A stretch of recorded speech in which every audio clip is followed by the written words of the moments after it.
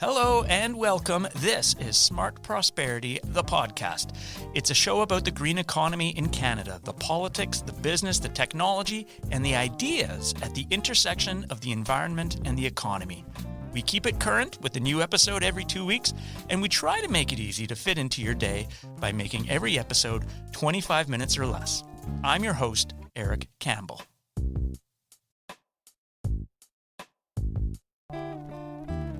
Welcome to our first show of the year 2021. Oh, a brave new year. And how could we talk about anything else but this brave new year ahead?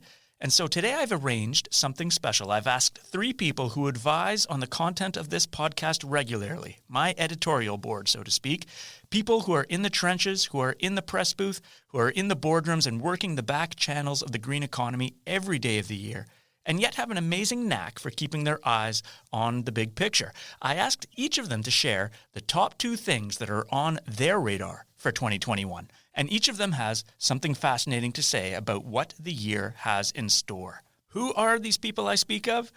Mike Dsouza from Global News, Priyanka Lloyd from Green Economy Canada, and Bruce Lowry from the Ivy Foundation. I spoke separately with each of them about what are the big milestones, the big themes we should be watching out for in 2021, what do they mean, why do they matter for the green economy, and all mixed in with some fun predictions and some wild speculation. And on top of that, my colleague Mike Moffat joins us for a special New Year's edition rundown of 5 other things happening in the green economy this year.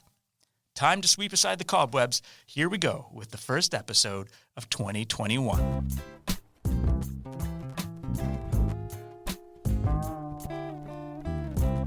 My first guest is Mike Dsouza. Mike is an award-winning investigative journalist. He was managing editor of the National Observer for several years, where he won acclaim for his work on the Price of Oil series.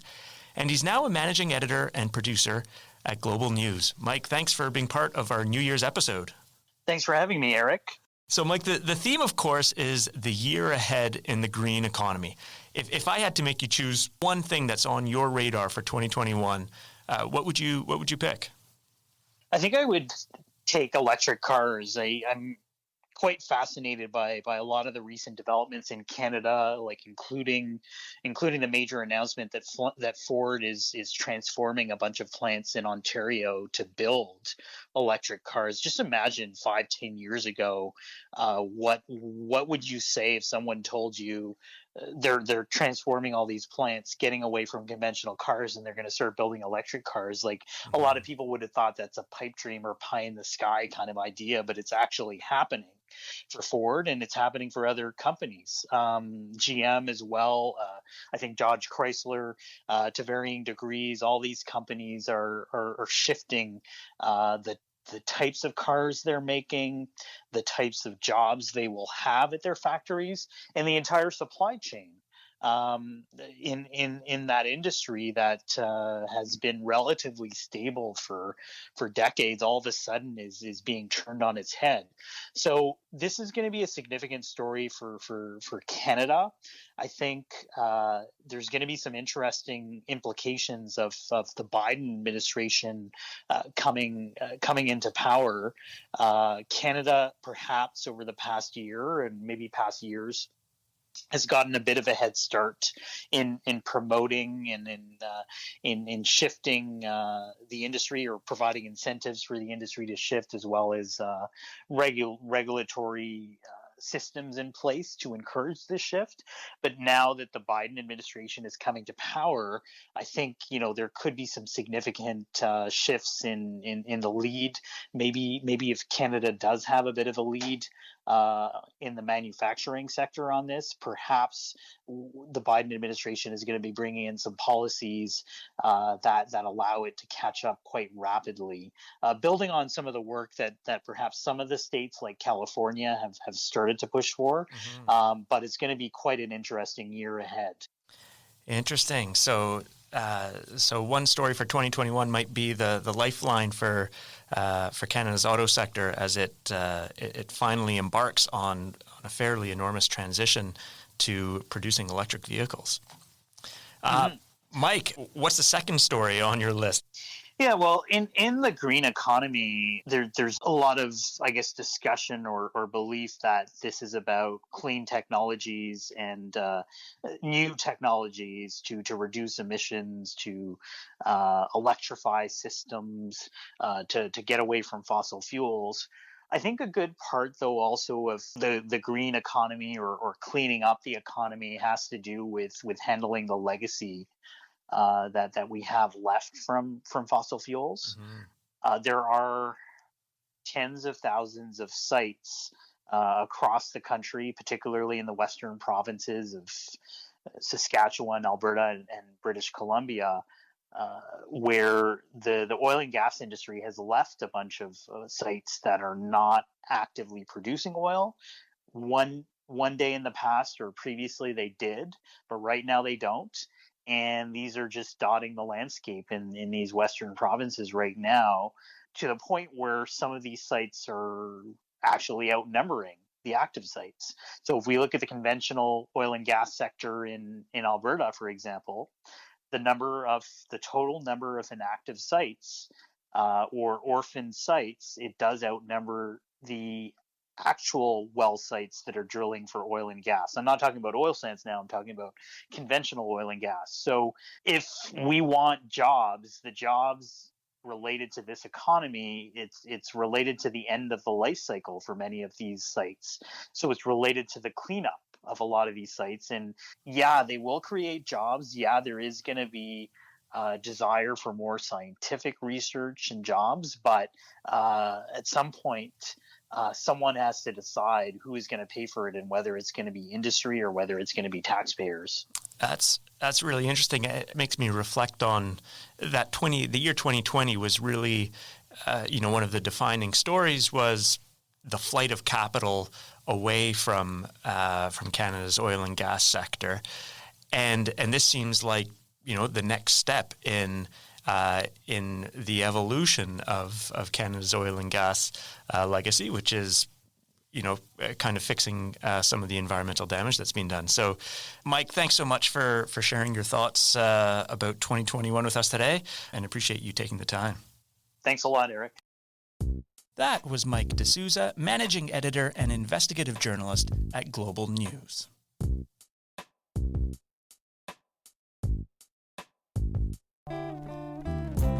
My next guest is Priyanka Lloyd. Priyanka is the Executive Director of Green Economy Canada, an organization that works with business, particularly small and medium-sized business, through hubs across Canada to reduce emissions and seize the opportunities of the transition to a green economy.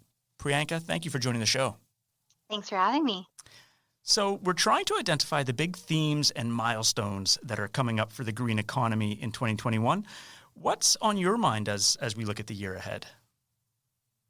Yeah, so I think there's a lot of great things coming up, but one of the things that's top of mind for me is seeing this legislation that was tabled back in November called Bill C-12. So it's the Net Zero Emissions Accountability Act that basically requires Canada to achieve its 2050 net zero emissions goal and set legally binding 5-year targets from 2030 for how we're going to get there. Right. Now, that legislation obviously is meant to put Canada on a long-term trajectory and has long-term implications for the country. What is it that you'd like to see in 2021 related to that legislation? I think the implementation of that legislation will be a great starting point. So it's a way to formalize Canada's commitment and put some accountability pieces in place that ensures that we keep a focus on achieving these net zero emissions goals. So the fact that it would have something like a net zero advisory body, an independent body that is created, that would have folks from industry, labor, academic experts, really a cross section of Canada involved in helping us to get to a net zero emissions future is pretty exciting. I think to date, we have viewed climate action efforts in a bit of a piecemeal fashion. We've had, incentives around energy retrofits or EVs without really an overarching sort of commitment or goal or focus of how all of these pieces work together and whether we're actually, going to achieve the goals that we've set. So I'm pretty excited to see something like this come to pass and to think about how it can activate groups that haven't yet been engaged. It can spark innovation, and it can help keep a net zero emissions focus top of mind for us as we go forward. Yeah, and I'm interested to hear your thoughts on how it can spark innovation. But before we get to that, maybe I can give you the opportunity to kind of mention a second big thing that's on your radar for 2021. Yeah, so I think, setting goals and targets not new to Canada. We unfortunately have not met a single one that we have set. So I think our aspirations are there, but the follow through has not been to date. And so something that I'm looking forward to in 2021 is really, what is going to be in this March budget. So there were a lot of great commitments, a bit of a roadmap that was started out through the release of the Climate Change Action Plan by the federal government in December. But the resourcing behind a bunch of these commitments and the speech from the throne, fall economic statement, and this action plan still remains to be seen. So, what is included in the March budget, and specifically how we help small and medium-sized businesses to build back better and seize the benefits of a green recovery, those are things I'm going to be watching for this year that I'm really interested in. Right. So does the government put its money where its mouth is with the federal budget, which is expected early or late in the winter or early in the spring? You, of course, have this very unique lens on small and medium-sized businesses in Canada and how they are reacting to this transition to a greener economy, and how they might benefit or be challenged by a green recovery. What will you be looking for in some of those budget commitments and in some of those green recovery commitments in 2021? Yeah, so through our experience at Green Economy Canada, with a network of over 300 businesses that are voluntarily taking action on climate change, we have seen how taking on these kinds of measures to cut their carbon emissions is good for business. It helps them create a competitive advantage. It helps them recruit and retain top talent, save money, create new product and market opportunities. So really, this is, not just a nice thing to do, but just from an economic standpoint, if we're serious about getting our economy kickstarted and, finding a way out of the climate crisis, a green recovery is critical. I think the challenge of the moment is how we not just look at this as a short-term play of injecting a whole bunch of money to just get, people to do one-off measures, but how we actually think about getting businesses to build back with sustainability at their core. So when we talk about transition, we need to be focused not just on, the energy retrofits or the EV adoption of EVs, but how businesses can build their capacity to sustain and understand this work, and how they build it into the core of their strategy so that they're going beyond low-hanging fruit to actually think about the kinds of changes, sometimes fundamental business model changes that are needed to be able to make it towards a net zero emissions future and actually see the benefits for themselves and for their communities. And I think how we design the programs, how we put the resources to meeting that is the objective to helping businesses transform and build their capacity as opposed to sort of short-term measures is going to be the real mark of success. And of the signals that you've seen sent by either the federal or various provincial governments so far, do you feel confident that green recovery measures and budgets in 2021 are going to meet those needs of SMEs?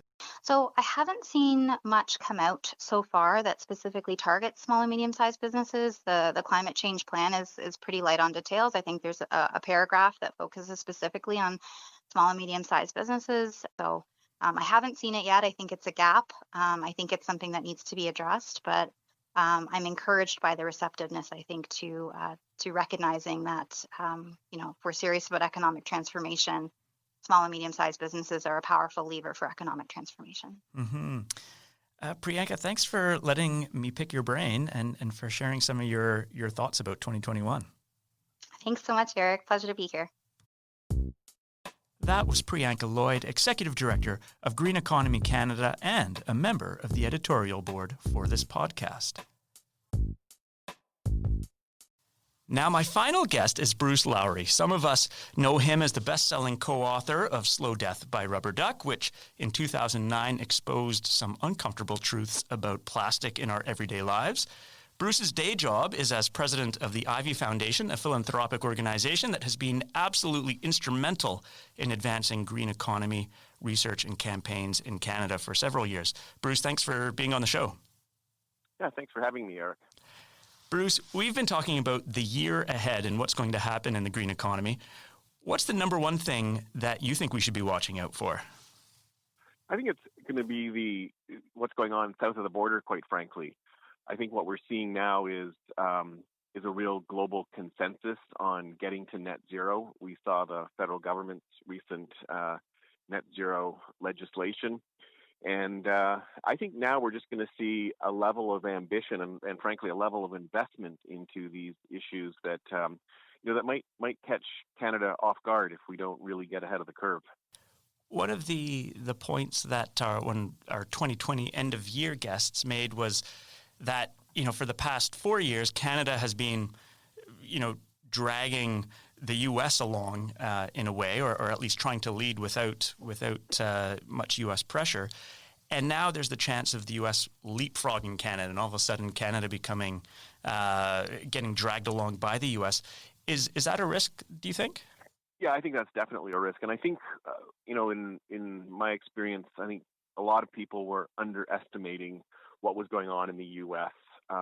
By, basically listening to the president as opposed to looking at what many of the state governors were committing to. So if you look at, all up the east coast of the U.S., Massachusetts, New York, New Jersey, tremendous commitments to renewable energy and phasing out fossil fuel. And then, of course, there's California, which is a powerhouse, a green economy powerhouse the size of Canada's economy. And they've just been moving ahead at a steady state, regardless of what was going on in Washington. And so it's not like it's not like there was just some sort of big pause in the U.S. for 4 years. They've been moving ahead aggressively, and now with the with Biden and the whole U.S. government and the whole machinery and the R&D and investment and policy machinery in place, I think we're just going to see a rapid acceleration south of the border. Yeah. Okay. Bruce, last chance to mention some other big milestones that you think we should be aware of for the green economy in 2021. Anything else on your list? Yeah, I'm gonna actually say carbon pricing. I think a lot of people were caught a little by surprise with the announcement of the carbon tax going up to $170 a ton in 2030, and of course, that's really what every economist around the world has said is the most efficient way of dealing with climate change. So I think that I think we're going to have to see how that gets implemented, what the pushback may be, and then of course we're anticipating an election, and we're also anticipating the final ruling of the Supreme Court on the federal carbon tax challenge. So if you weave all of those things together, I think we're going to see between now and the summer a really interesting dynamic play out, where one scenario would be the Supreme Court supports the federal government's ability to implement the carbon tax across the country. The federal government is committed to a very I think a significant increase and ultimately the right level for the carbon tax.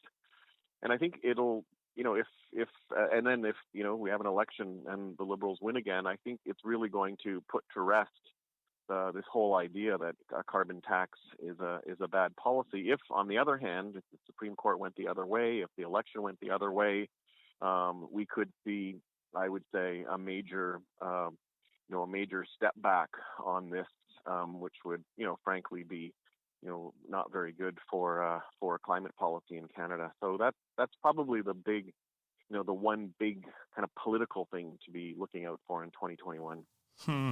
So a moment of reckoning for carbon pricing in Canada, as you say, because of two things. One, a Supreme Court ruling which will really put the matter to rest whether the federal government can do a carbon price. But you also mentioned, of course, a federal election. What do you think the chances are of a federal election in 2021 and of climate and carbon pricing being an important factor in that election?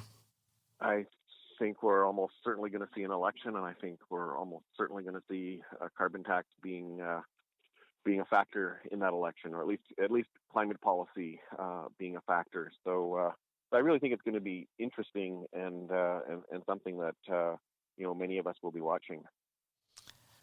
Bruce, I think I could probably pick your brain all day long, but how about we leave it there? Thanks so much for sharing some thoughts on our first episode of the year 2021.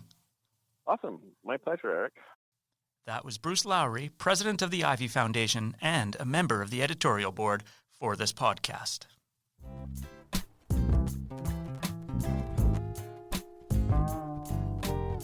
Well, there you go. We've heard from Mike Dsouza, Priyanka Lloyd, and Bruce Lowry, and already some common themes and milestones emerging, dare I say, even consensus in some cases. We've heard about the ongoing transition in the transportation sector with increasing building and buying of electric vehicles, the ongoing transition in Canada's oil and gas sector, the impacts of the Biden-Harris climate agenda in the U.S., a Supreme Court decision around carbon pricing that will have a fundamental impact on Canada's climate approach, and how federal and provincial government budgets in 2021 will or will not support a green recovery from COVID. Now, there's a lot that's going to happen in the green economy in 2021. So for everything else, I'm calling on my colleague, Mike Moffat. He's the senior director here at Smart Prosperity Institute. And Mike's got a special New Year's edition of his usual rundown of the other things on his radar. Mike, over to you. What else is on your radar for 2021? Thanks, Eric. Here are the 5 things I'll be watching this year. Number 1, in January, President Biden will be inaugurated. Expect to see the rollout of an ambitious climate agenda, which will present new market opportunities for Canadian cleantech manufacturers and send powerful signals for the green economy globally. Number 2, in the spring, federal and provincial governments will be releasing their 2021 budgets. Expect to see a number of climate-related announcements and green economic recovery policies, particularly for budgets which come out after the Supreme Court decision on carbon pricing. Number 3, in May, the UN Biodiversity Conference will be held in China. We may see some countries commit to more ambitious conservation targets along with other nature-based announcements. Canada has already committed to protecting 30% of its land by 2030. Number 4, in September, the North American International Auto Show will be held in Detroit. Expect to see multiple automakers introduce new models of electric vehicles at the show. Number 5, finally, in November, the 2021 United Nations Climate Change Conference will be held in Glasgow, Scotland. We will likely see some countries setting more ambitious climate targets, along with other climate-related policy announcements that will send powerful market signals for the green economy. I'm Mike Moffat, and those are the 5 things I will be watching this year. Thank you, Mike. That's Mike Moffat, Senior Director of Policy here at Smart Prosperity Institute. Want to hear more from Mike and SPI's brilliant policy team? Sign up for the SPI newsletter at institute.smartprosperity.ca. Well, there you go, 4 big picture takes on the year ahead for the green economy. Are you doing some important work in this space in 2021? Keep us posted on it, and maybe we can get you on the podcast sometime. My contact info is at podcast.smartprosperity.ca. And that's it for today's show. Thanks for listening. Happy New Year. The next episode is out January 20th, Inauguration Day in the United States, and we've got 3 U.S. climate experts lined up to help mark the occasion. I hope you'll tune in. Until then.